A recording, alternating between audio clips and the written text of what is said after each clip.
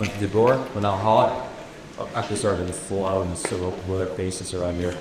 And today, because this is first. Oh, alright. Alright. Well, today we're going to talk about another hack. Yes, not an AI. The hacker is DNS. So, first thing about me. So, family war, father, inspired to wish to consider writers bar here at the years. We're a premium bottle. Currently used by around 8 million people. Some of these folks choose to pay us some money, and that's how we operate. It's not the overlasting like whenever we raise the capital. We operate on this crazy idea. I'm pretty sure generate more revenue that costs to from the company and have a thing called a profit. And then that's how we grow. It's quite crazy based, but that's kind of how we operate. And Control D is kind of an offshoot brand with cheap viewers. Is around Gasberry or just yeah, I don't recommend running two companies at the same time unless you're in the joy of working 14 hours a day. But it is for some. I guess my spare time, wherever I have, I do the rabbit things, shoot guns, fly here on this, and to other brand things, but I don't get to be deep right. So they're not the office, working out all day, every single day. It's in a bit.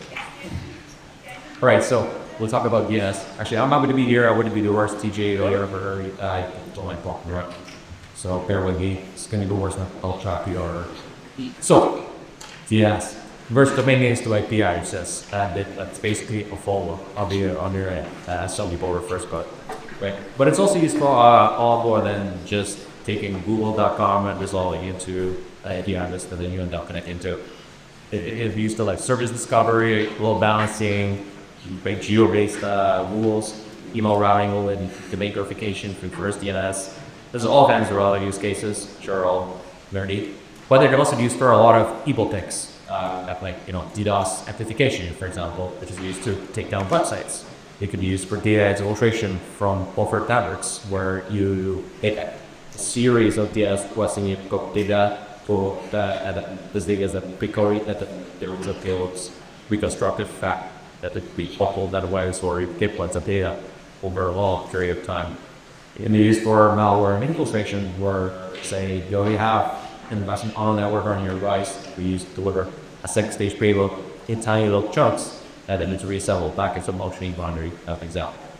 It can also be used for rebinding attacks. That's where some links that would be trapped with the index comes to a local address that only works when they're ever when you end up visiting your website, you could end up exploding current resources that are on the machine or on your plotted network. That's the appropriate network. Alright, so what is DNS for? So there's kind of four major components. There's more of it, but we're to break it down. There are boot and TLE servers. Those are the things we buy to maintain. Go to ybanana.com. You'll learn to registrar and we went down to ybanana.com. Right? And once you own it, a record will exist in a TLE server, right?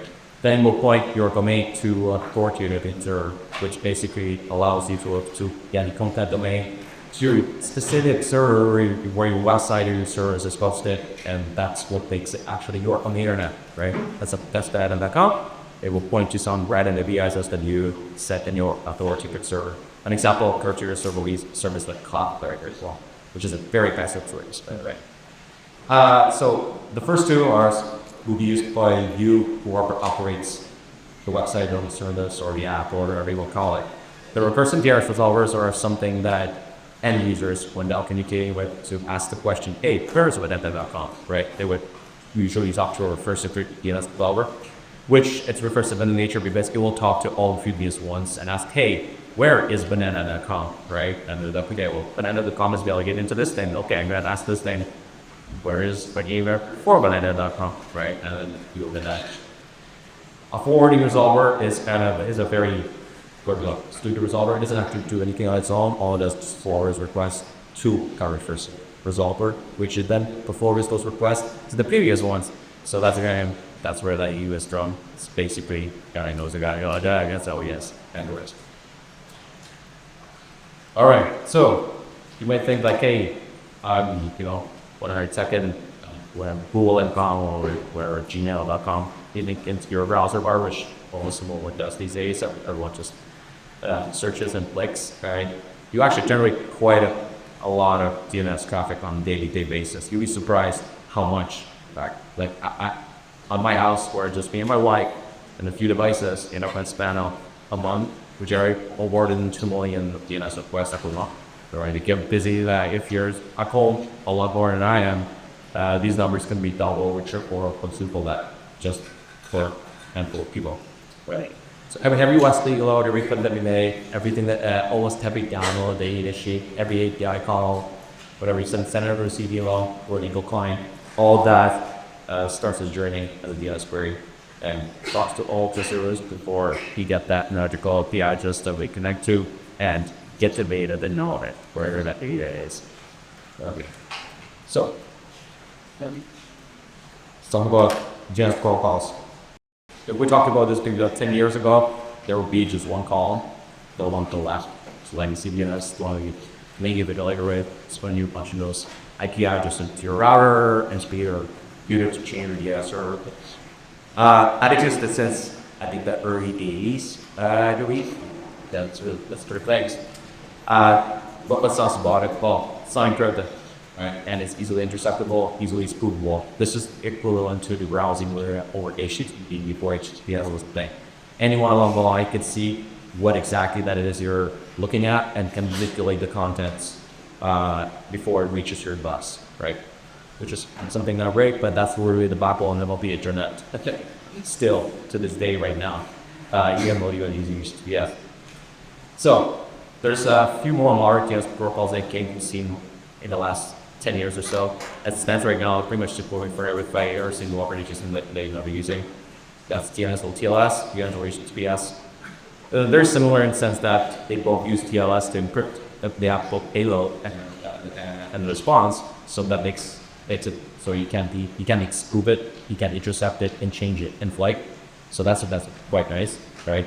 Yes, which is effectively the API fault with the DNS server, so it literally uses HTTPS to ask the question, hey, give the records to his domain, and he gets queries back, except you in binary format as opposed to plain text. But other than that, it's very, very similar to the API. DNS for TLS does not use HTTP protocol, but it's still encrypted, and it operates with UE4, which is its kind of flaw because it's going to be locked on a lot of networks. I do see ourselves, especially with a lot of networks in many countries.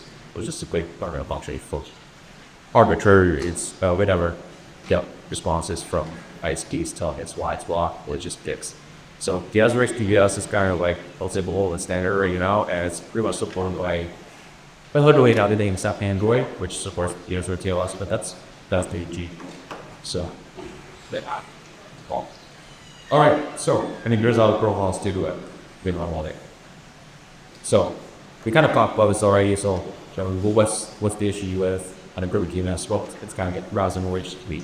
Anyone online can see what websites are accessing, and then they change the response of the DNS query. Get that out, you control that. Right, mute the case on. And you got Wi-Fi. You would connect to where you are not. Give industry your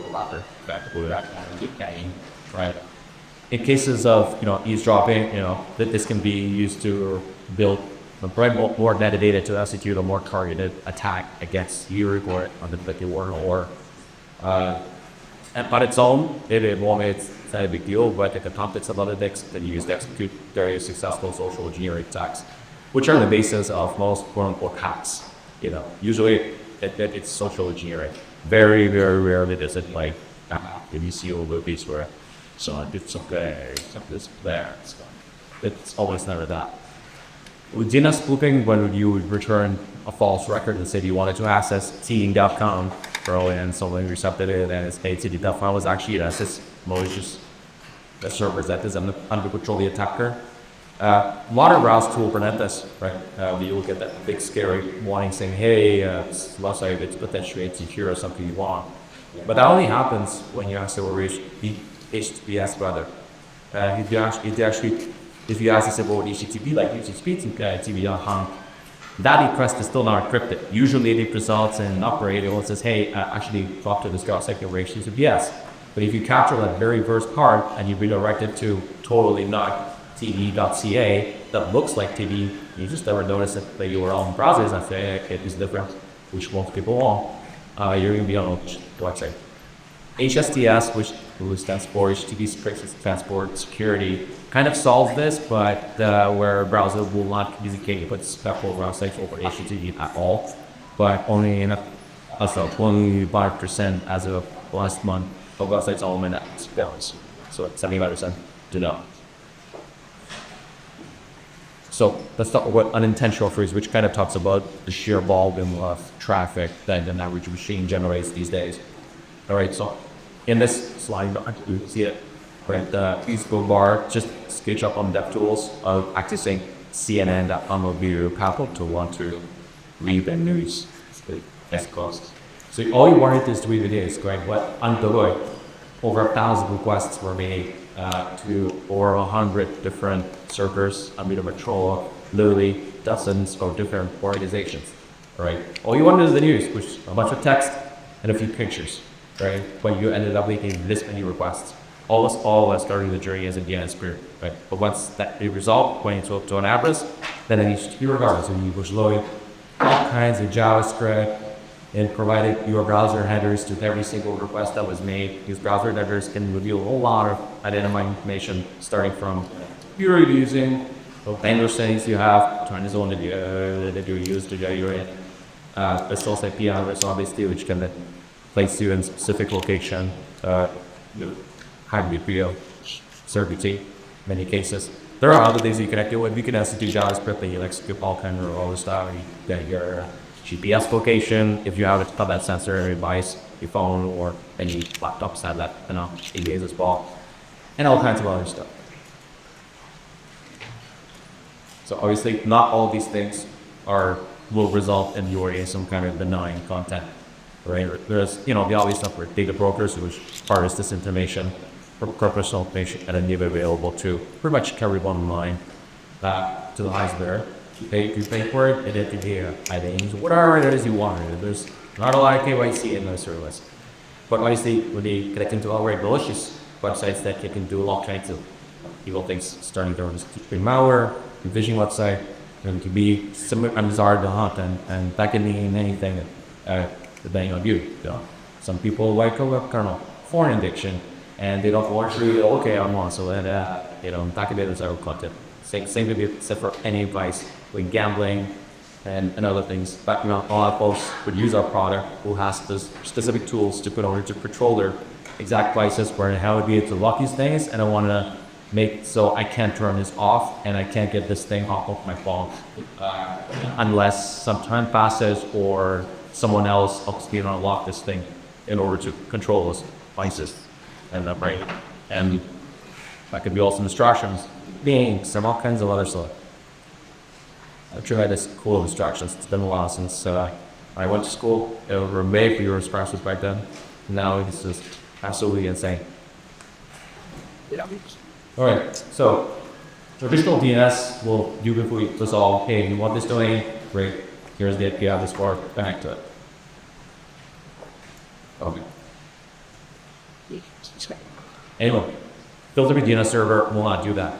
There's an option where it will say, hey, well, this particular domain for you does not exist, right? And therefore, the website or the piece of content that you want to the more it's a piece of JavaScript or whatever, will simply below from you right now that does not exist on their page. So filtering DNS honestly it blocks things based on several factors. So there's simple things doing this. Here's a list of all porn websites. Here's a list of all gambling websites which request one that's something from that's in the category, and it's going to be like, yeah, this will block you because it's game, right? Give it wires. Second layer is something that's traditionally used more for anti-malware and security-oriented blocking, where there's a lot of bad networks on here in a lot of countries that are historically well known to post all kinds of unsavory content and street malware, do all kinds of just bad things that the providers will just kick you off. Those providers did not, because they profit from it, right? So blocking malicious IP ranges, and then when you, let's say, want to access some website, it happens to point to an address that is posted on such a network, it will not post free, right? Which this makes it extremely effective for blocking emerging threats, and including UEM discovered malware, because they usually hooked in very similar places, and if you just block it all off, that significantly reduces the chance of a copy loss. Nothing is 100% white. It's all true. So GOP rules, and that's something that businesses use to visionary, and it's a bit racist. But let's say you're an instruction company in Kansas, and no one speaks Washington company at all, right? And might be like, hey, you never communicate with any Russian bus sites. You know that it speaks Russian. There's no good reason for our reviewers to connect to anything Russian or Iranian or Soviet China, for example, right? And there are a lot of which cover certain countries, Chrome, and their machines are about all received to connect to servers in those countries. This works quite well and reduces the attack surface quite significantly because there are trends of where most attacks originate were on the very closely. And of course, there's machine learning, which is a fancy word for statistics. You use some of that internally. They're very basic models, but they all GT, that's it. Or the idea that we're actually ingesting finance things. Understood. Right. So you can, it can also be used, but if you familiar with us, you would also forest. This is mostly applicable for larger Wi-Fi networks. This line is going stating pitch deck, and that was the fundamental concerns. But it does have a lower symbol effect even for this human reason, right? So the graph on the left, what it graphs is byte counts as you're visiting the whole page of a bunch of type of websites. You can see them, but these are the sports websites. And the graph on the right is basically the same website itself as the byte counts, the graph's cap counts. So as you can see with filtering the right graph, you're downloading all our data, almost close to double, and in many cases. And with packet counts, the difference is quite stark, and it's almost 90% less byte counts if you're actually filtering your traffic. This is because the modern internet is a hellscape. And everything, well, that's going to go on our website, and they're bombarded with, hey, you want these cookies or not? Hey, you want this or that? And every single one of those is just like, hey, we'll just map our JavaScript. Here's another JavaScript code for this, another JavaScript code for that. This JavaScript code for more JavaScript or more resources, and then you arrive at 1,000 requests to render a homepage of a news website, which is text and pictures. Then that's what we're getting in the end. And then this is basically rather that. So logging in vast majority of these things will have a noticeable impact on the website's load. Websites will just load faster, and your router will have to do less work. Obviously, in a world environment, you only care about the help that's of the router. But if you're operating a large Wi-Fi at stadium, that there's 50,000 people connected, that's when you're like, oh, this Wi-Fi is so slow. I might think that, well, it's just people are down anyway too much, but more often than not, there are just too many packets flowing back and forth for all this garbage that is on every single website and every single app.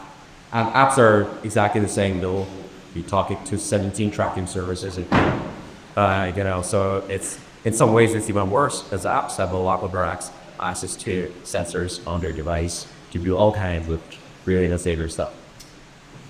Anyways. This is more like a sales or slide from the previous presentation. But if you use a public house or there's key terms which you talk about, you get insights. Insights are quite interesting, and they're a lot more useful for organizations. But if you then as a personal user, let's say you manage networking of kids or parents on your network, using all kinds of devices, and let's say you're with Persian dad, all of a sudden install is just calling a lot of things in Russian. Your dad is speed Russian, or substitute one for the other. There's a very good chance that there's something more on your dad's channels, because that's the whole traffic, and it's good. It's going to be changing car, right? It's all about changing cars. If that's the baseline, that's normal. But if there's a mostly change of car where you're suddenly doing something that you weren't doing before, that is usually a clear sign that there's some equality that should attest to it. So how do you do this for free? There's a whole bunch of options. So if you like to get your hands dirty, you can operate it yourself. right? There's a bunch of sub-hosted options, things like Pipe, Amberphone. If you really want to get into it, we have this PSS, which is a router operating system. But you have to be really into this kind of stuff. What I implement is under host execution software that you just operate up there on anything. Sometimes routers that literally have to hook in. Very dominant piece of software, and you can control it daily and have it the operating that if that's what you're into. There's also free cloud options, Quad 9 that plus malicious domains, easily okay. And there's Cloudflare DNS, which does some of the same things. It's quite fast from DNS to DNS service right now that exists. There's a few other things. There are manages and disadvantages to each one. We're going to go for all, and it's kind of like, the free, but you pay for a good time, right? That nothing is truly free. You're going to give first system that plastic bottles, so you're going to be doing stuff. It's an interesting experience, security that stuff, but mostly the business should roll. At least people want to spend as little time as possible. And that's the solution. That's what the study is. But anyway, let's go on.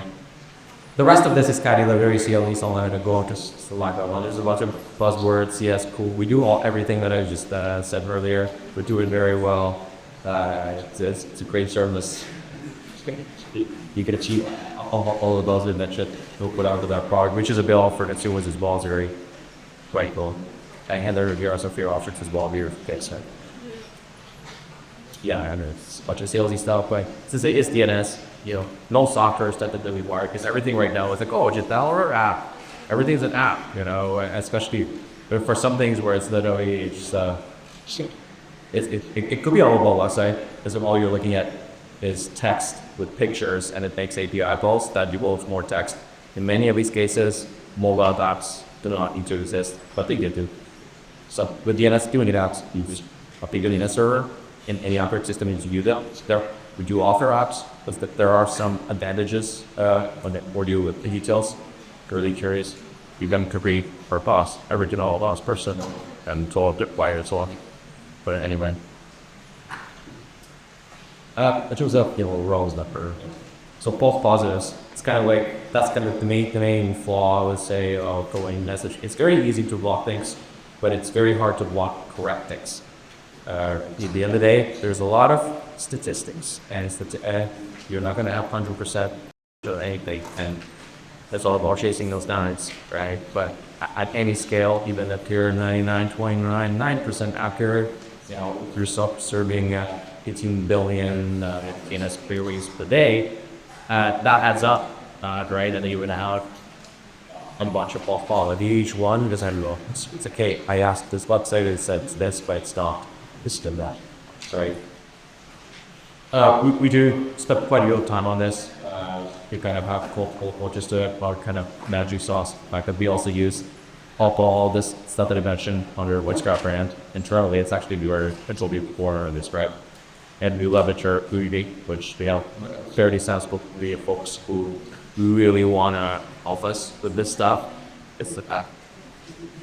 Yes, and we feel in the rest. So they really are extremely helpful with the work getting it that as well. It's quickly, and then we usually solve these problems before others know this. And the human in that is quite cool, which is true. Any AI related, where you need that human feedback and then it's in the product card, yes, it's all simple. And then we're kind of coming to the end here. So this is kind of like, I think, an interesting feature, because blocking is not the only hierarchy. All right, this kind of new concept, which I probably may actually offers, except us, and it marries EDNs, which change your IP address with DNS services into this kind of one cat dog type of thing, which is not really a cat or really a dog.